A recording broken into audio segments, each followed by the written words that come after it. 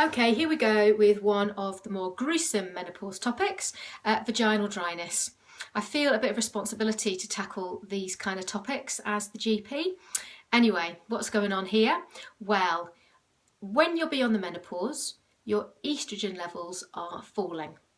And estrogen is a hormone which is responsible for keeping your tissues, especially those around the vagina, nice and moist and stretchy and elastic. And as the estrogen levels fall, these tissues can become dry and quite thin, and they're not bouncy and they don't stretch as well.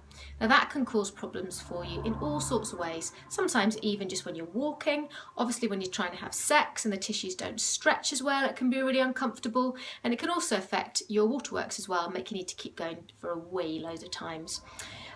Quite easy to sort out. You can try just going to see your pharmacist and having a quick chat. You can buy some vaginal moisturisers over the counter, and these will help to soothe the tissues there and might make you feel more comfortable. But if you really want to get to the bottom of it and solve the problem, you need to replace the estrogen. Now, you might be taking HRT already, and if you are, that's fine. You can still use these estrogen creams and pessaries which you insert into the vagina, and they just release their estrogen locally in that area to replenish the estrogen and make the tissues get their bounciness back. Now, just a word of warning. If the tissues are very dry and cracked, they might bleed a little bit, and if you can see where the blood's coming from on the outside, then that's fine. But if you've got any bleeding and you don't know where it's coming from and you're beyond the menopause, then you absolutely must go and see your GP.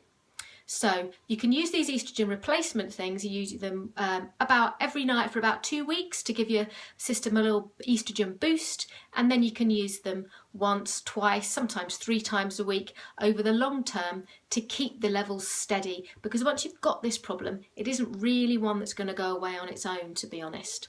So don't be shy. Go and see your GP and speak to them about it, and you can really make things a lot more comfortable for yourself. There you go, that wasn't too gruesome, was it?